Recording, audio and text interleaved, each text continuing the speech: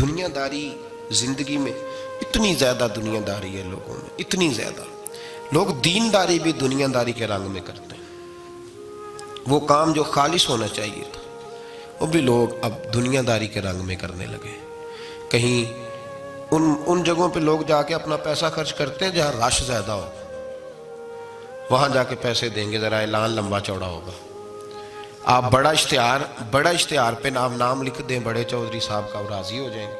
وہ خالص دینداری جس میں کوئی شائبہ نہیں ہونا چاہیے تھا دنیا کا، وہ بھی اب لوگ اس رنگ میں۔ اور یاد رکھیں میرا رب بڑا سخت امتحان لیتا ہے دنیا دار کا۔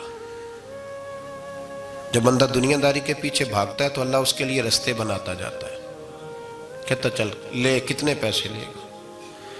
وہ جہاں ہاتھ رکھتا ہے نا اس کو دولت ملتی جاتی ہے، وہ دیتا جاتا ہے۔ پتہ اسے تب چلتا ہے جب اللہ اس سے دعا کی لذت چھین لیتا ہے۔ پتہ اسے تب چلتا ہے جب دنیا رہ جاتی ہے۔ دنیا ظلم کی حد نہیں، زیادتی کی حد نہیں کہ تو رب کریم کا قرآن پڑھ رہا تھا اتنی دیر تو نے پڑھا جتنی دیر ویلوں کی بارش ہوتی رہی۔ یہ تو سمجھا ہی نہیں تجھے کتنی بڑی سزا ملی ہے۔ تو نے سوچا ہی نہیں یہ کہ تو نعت پڑھ رہا تھا اور اتنی دیر تیری زبان پہ رہی جب تک پیسوں کی بارش ہوتی رہی۔ تو سمجھا ہی نہیں کہ تو صرف اس مرید سے راضی ہے جو نوٹ لے کے آتا ہے، نیک ہے یا نہیں ہے۔ یہ تیرے لیے سزا نہیں کہ جس دن گاہک زیادہ آئے تو نے نماز ہی چھوڑ دی، یہ سزا نہیں تیرے لیے؟ تو سمجھا ہی نہیں اس بات کو۔ اللہ سزا دیتا ہے، تو نے اولاد مانگی رب کریم نے دے دی، اگر تو پلٹ کے نہیں آیا تو پھر وہ اولاد تیرے لیے آزمائش ہے۔ تو سمجھا ہی نہیں کہ تجھے اللہ پاک نے کس قدر آزما۔ اور دنیا دار دین کے معاملے میں بھی، عبادت کے معاملے میں بھی، ریاضت کے معاملے بھی، انفاق فی سبیل اللہ، ہر معاملے میں دنیا داری، ہر معاملے میں دنیا داری۔ چھوڑ دیں اس کو، کچھ دیر کے لیے نکلا کریں، کچھ دعائیں خالص مانگیں جن میں خدا مانگے، اللہ مانگے، اللہ کا رسول مانگے۔ دنیا داری چھوڑ دیں کچھ دیر کے لیے۔ ایک صحابی ہیں، بخاری شریف صحیح سند کی حدیث ہے، کلمہ پڑھا، کچھ دنوں کے بعد مال غنیمت آیا۔ نبی پاک صلی اللہ علیہ وسلم مال تقسیم کر رہے تھے تو میرے حبیب نے اس صحابی کو بھی دیا، فرمایا یہ رکھ لے۔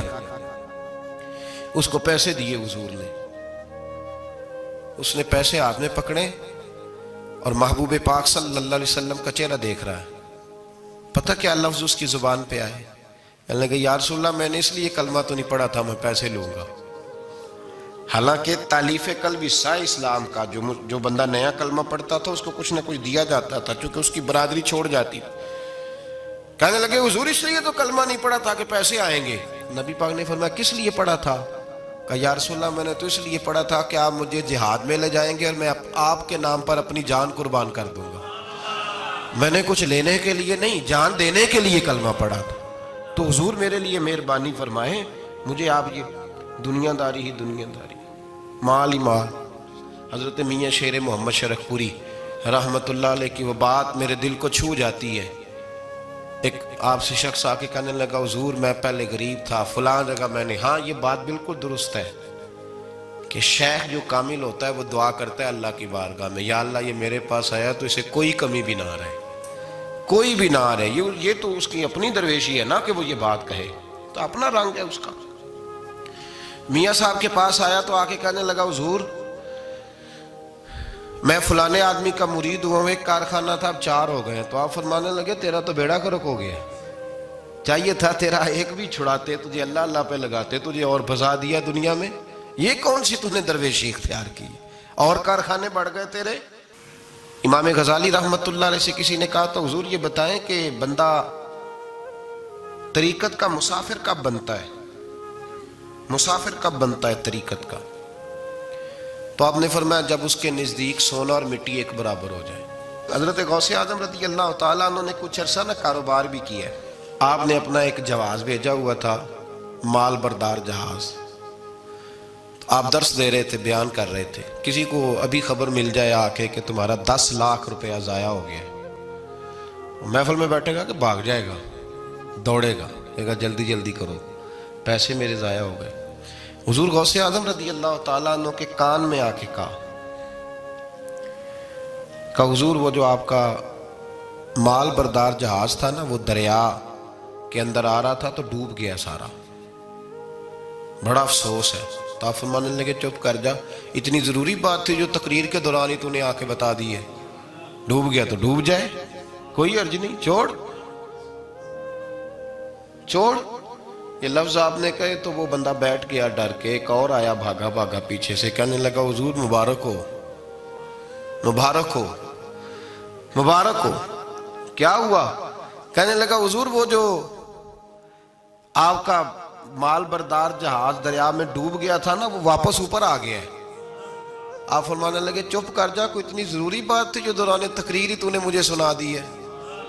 چپ کر جا, کوئی ضروری بات تھی, چھوڑ. آ گیا چلا گیا, دنیا کا مال تھا. مجھے خبر دینی ہو تو یہ دینا کہ میرا رب راضی ہو گیا ہے. مجھے خبر دینی ہو تو یہ دینا کہ میرے رسول کی طرف سے پیغام آیا ہے. یہ خبر دینا کہ آج کسی نے کہا ہے کہ تجھے وہاں یاد. یہ کون سی خبریں ہیں؟ دنیا داری کے معاملات. مبارک ہو جی مبارک.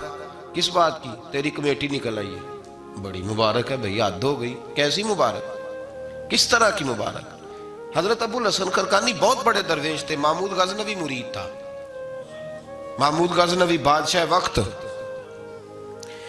اور بو علی سینہ جیسے سائنسدان آپ کے مرید تھے. ایک دن سر میں خارش ہونے لگی تو خادم کو بلایا. خادم کو کہنے لگا یار دیکھنا کہ جمعے تو نہیں پڑ گئی میرے سر میں. اس نے کہا حضور آپ اس طرح کریں, ذرا کرتے کے بٹن کھولنے پیچھے کریں تو میں نا ایک تیل ہے اس کو رگڑتا ہوں. سنا ہے وہ تیل سر میں ڈالیں تو جمعے جو ہوتی ہیں نا باہر نکل آتی ہیں. وہ بٹن پیچھے کیا ہوا ہے, وہ خادم تیل لگا رہا ہے اور تلاش کر رہا ہے کہ جوں مل جائے. بن سور کے بیٹھتے ہیں لوگ, ایسا نہ ہو کہ کسی کو پتہ چل جائے, بلکہ ریڈی میڈ تیاری کر کے آتے ہیں لوگ بڑی زبردست. حضرت ابو الحسن خرقانی رحمت اللہ تعالیٰ علیہ تو پہلے دن جو خادم تھا وہ جوئیں تلاش کر رہا ہے, تو پہلے دن محمود غزنوی ملنے آ گیا. بادشاہ سومناتھ کے مندر نہیں فتح ہوتے تھے, بڑے اس نے حملے کیے ہندوؤں پہ, پر وہ مندر نہیں فتح ہوتے. اس سے کسی نے کہا جا کسی درویش سے دعا کرا کے آ. وہ حضرت ابو الحسن خرقانی کے پاس دعا کرانے آیا. پہلے دن باہر شور ہونے لگا, اچانک آ گیا, شور ہونے لگا. آپ نے کوئی توجہ, خادم کرنے لگا حضور باہر پتہ نہیں کیا شور ہے. فرمایا چھوڑ یار, میرے سر میں خارش بڑی ہو رہی ہے, شور بعد میں دیکھیں گے. جوں دیکھ کوئی ملتی ہے کہ نہیں, ادھر دیکھ.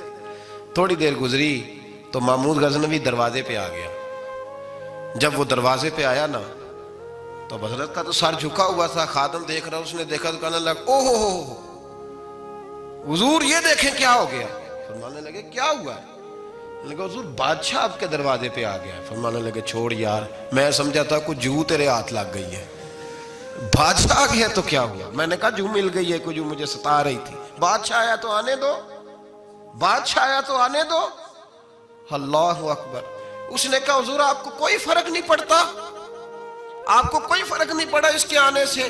آپ فرمانے لگے میں اسے کیا سمجھتا ہوں, میں رسول اللہ کے دروازے کا فقیر ہوں, اور میرے محمد کے فقیر ہی دنیا کے سب سے بڑے بادشاہ ہوتے.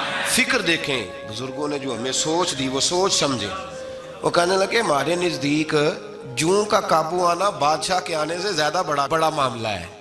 جوں کا ہاتھ لگنا بادشاہ کے آنے سے یہ زیادہ بڑا معاملہ ہے. یہ انوکھی بات ہے, بادشاہ تو آتے جاتے رہتے ہیں.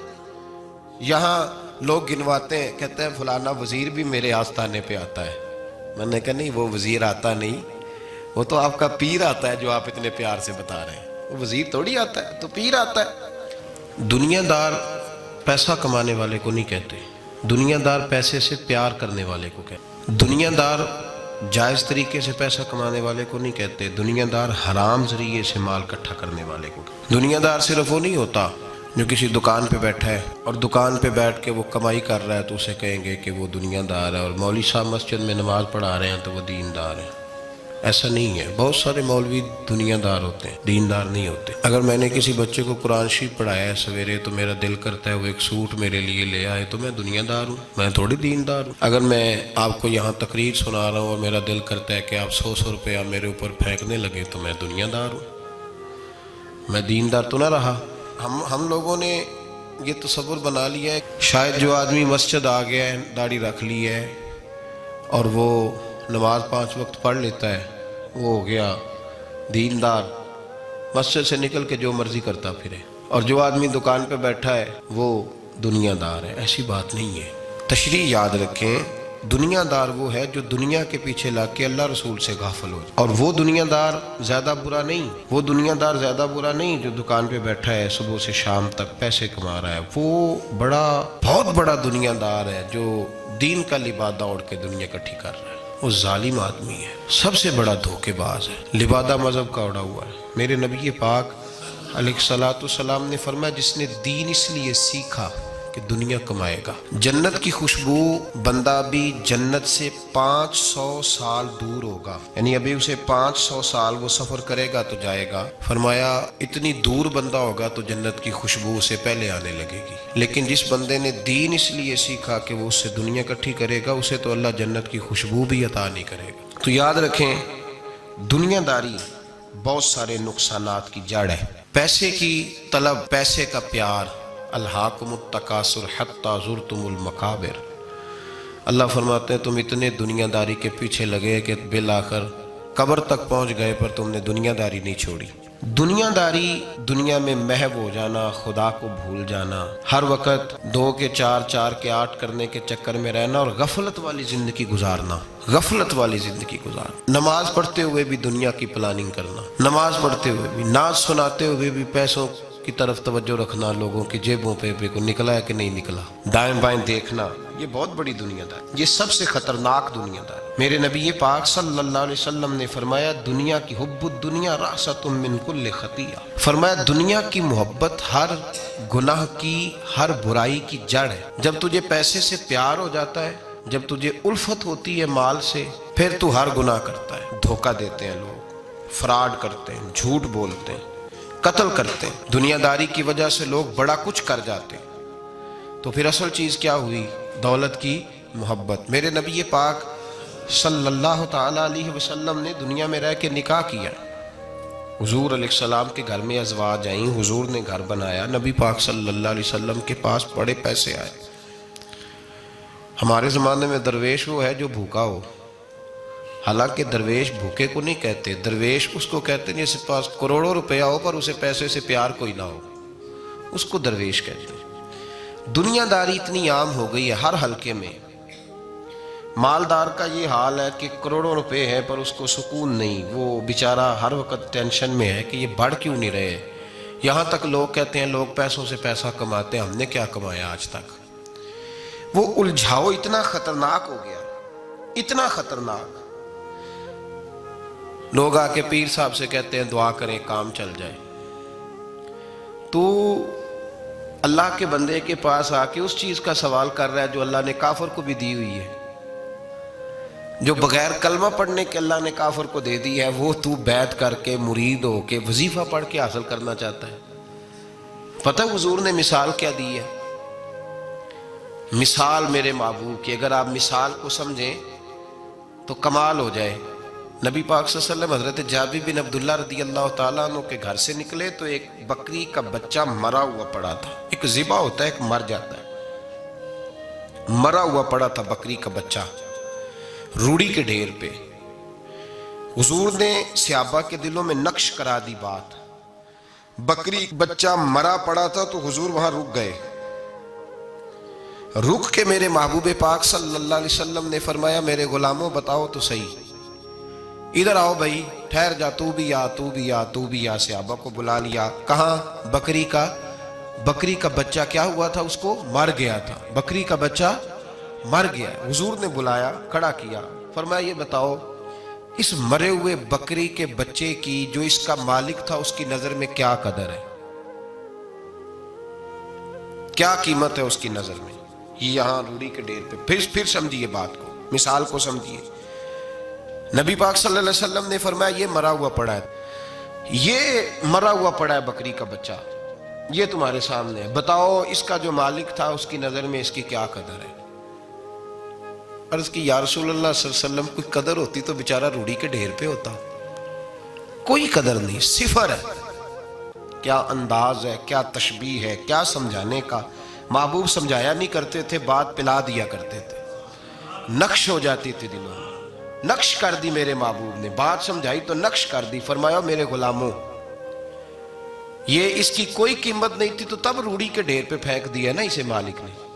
فرمایا اگر اللہ کی نظر میں دنیا کے مال کی اتنی بھی قیمت ہوتی جتنی مرے ہوئے بچے کے مالک کی اس کی نظر میں قدر ہے، اتنی بھی قیمت ہوتی. اور پھر بات آگے بڑھائی، فرمایا یہ تو پھر بکری کا بچہ ہے نا. اگر اللہ کی نظر میں دنیا کے مال کی قدر اور قیمت مچھر کے پر کے برابر بھی ہوتی تو خدا کبھی کافر کو ایک گھونٹ پانی کا بھی نہ دیتا کہ تو مجھے مانتا نہیں اور میں تجھے دنیا دوں، میں تجھے دوں. فرمایا اگر اس کی نظر میں مچھر کے پر کے برابر بھی ہوتی تو اللہ کبھی ایک گھونٹ پانی کا کافر کو. میں کہتا ہوں یار جو چیز اللہ نے نہ ماننے والے کو دی ہے، منکر کو دی ہے، تو اس کے لیے دعائیں کر رہا ہے. جو نہ ماننے والے کو اس نے دے دی تو اس کے پیچھے بھاگ رہا ہے، تو صبح و شام اس کی منصوبہ بندی کر رہا ہے. صوفی کے لیے، درویش کے لیے، راہ طریقت کے مسافر کے لیے، مسلمان کے لیے سب سے زیادہ یہ ہے کہ وہ زہر پیتا ہے اگر دنیا کی محبت میں جیتا ہے. اگر کسی دنیا دار کو دیکھ کے کسی درویش کا، کسی اللہ والے کا دل مچلتا ہے کہ یہ پیسے میرے پاس ہوتے تو اس شام اسے نماز میں مزہ نہیں آئے گا، گئی اس کی قرآن پاک کی لذت. اس کا درود میں دل کیسے لگے گا؟ تو ساری رات خواب دیکھتا رہا ڈالروں کے، یورو کے، پاؤنڈ کے، کیسے اس کی توجہ آئے گی؟ اس کو کیا پتا مکے کی لذت کیا ہے، مدینے کا پیار کیا ہے؟ اس کو یہ کیفیات نصیب ہی نہیں ہو سکتی.